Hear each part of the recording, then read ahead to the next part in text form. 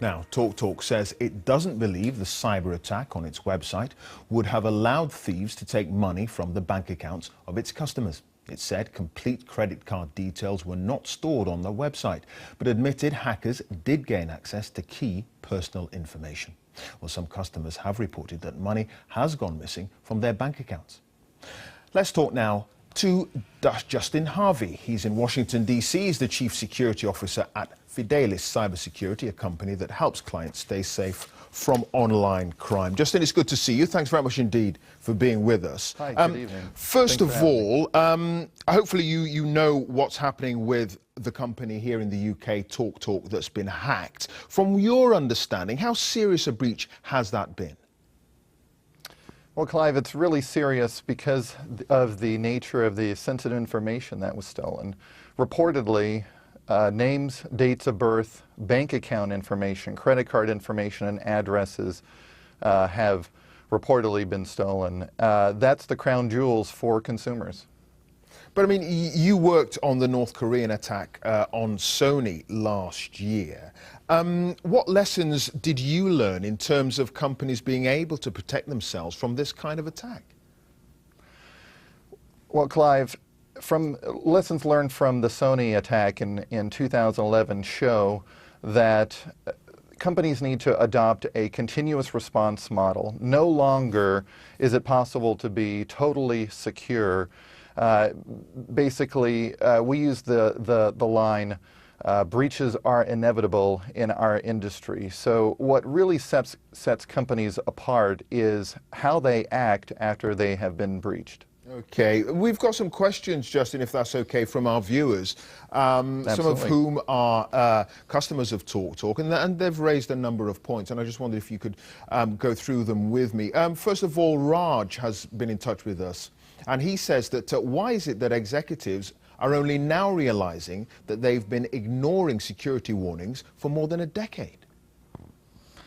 Well, Clive, in the past 5 years, threats have changed. They've actually evolved. No longer are they simple attacks that are focusing on the DMZ or the exterior of a company. They are becoming more and more advanced, and companies are thinking that they can buy preventative measures. They can buy technology that will make them 100% safe.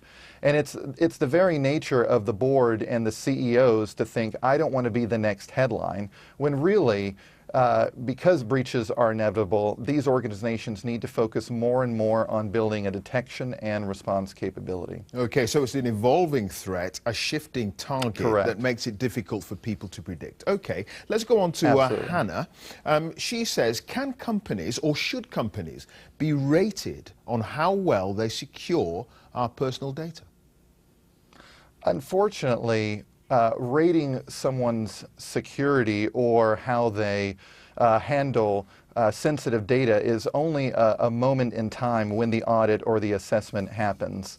I think that with more and more regulation and legislation, that's probably the answer that Hannah might be looking for. Okay, let's go on to a chap with a handle called Northern Boy on Twitter. He says, will I, or could anyone, frankly, be allowed to leave a company, including TalkTalk, without early termination charges because of this kind of attack? That's a great question. I'm a cybercrime expert, not a lawyer, but what I would encourage him to do is check his contract. In breaches past, consumers have been able to get out of contracts before, but it's really a case-by-case basis. Sure. Okay, let's go on to Dawn then. She's written in to say, how can TalkTalk, this company, reassure my newly widowed mother that her bank account is safe from hackers? Well, I'm really sorry for your loss, but your mother, no one can really assure, no company or even TalkTalk can assure that your mother's bank account is completely safe, particularly since reportedly bank account details were stolen. So what I would recommend is two things. First is for you to take your mother down to the bank and perhaps open up a new account and transfer the funds just in case. And the second thing that I would recommend is take advantage of the identity monitoring for 1 to 2 years that's going to be offered from TalkTalk free of charge. Okay, let's go on to G. Strachan, who's contacted us on Twitter. Should we expect some type of goodwill payment for customers, some kind of, I don't know, compensation? Based upon previous breaches that we've worked, typically what happens is identity monitoring for a period of 1 to 3 years is offered. Sometimes, like in the Sony case that I worked in 2011 at Sony Network Entertainment, they offered free services or discounts on services, but I wouldn't expect a cash dispensement. Okay, and finally, let's go to Susan. She's written in to say, no matter how many passwords you change, your name and date of birth will never change. How can we stay safe? The first thing that I would say would be don't give out personal details, including date of birth, unless it is absolutely positively necessary. In fact, in this day and age where there's more and more social media sites that are requiring your birthday so they can market to you during your birthday or send you a free gift, oftentimes what I do is if it's not going to be tied to a service that I'm getting for my credit or for verification purposes, make up a fake date of birth. For other pieces of information like your bank account should only be utilized for paying for services or authorizing services where there is no other form of payment available. It is much easier to recover from using your personal credit card than it is giving out your bank account thinking that the checking drafting model of your billing is easier. In fact, it's more risky, so only give out your bank account information when it is absolutely necessary. Okay, so plenty of sound advice for some of our viewers who've been getting in touch with us today. Encryption, Justin, the company doesn't seem to know whether a lot of this information was encrypted or not. Is it a silver bullet? Would it have prevented the hackers getting in there, or would they have been able to get around that system? It depends on how it was implemented, but you're exactly right, Clive. Encryption is not a silver bullet.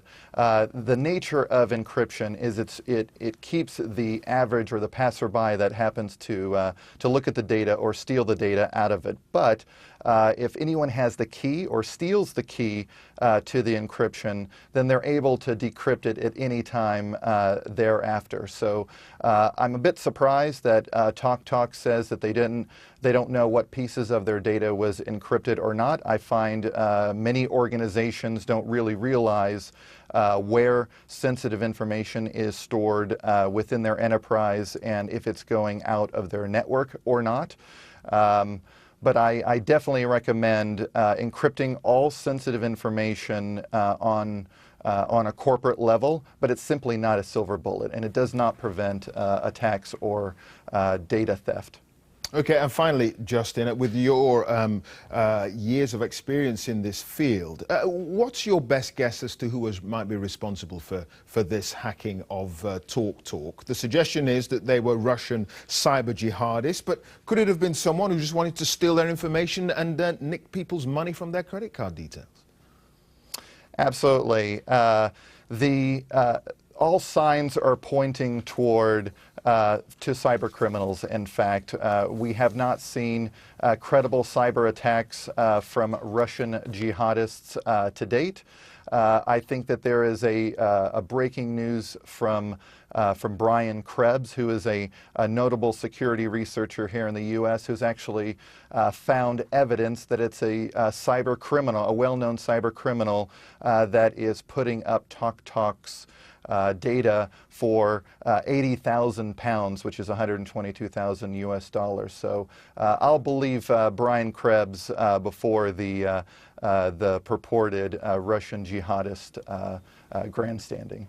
Interesting. Okay, Justin, it's been great having you on the program and taking some of the questions from our viewers. Many, many thanks to you. Justin Harvey there, Chief Security Officer at Fidelis Cybersecurity. Many thanks.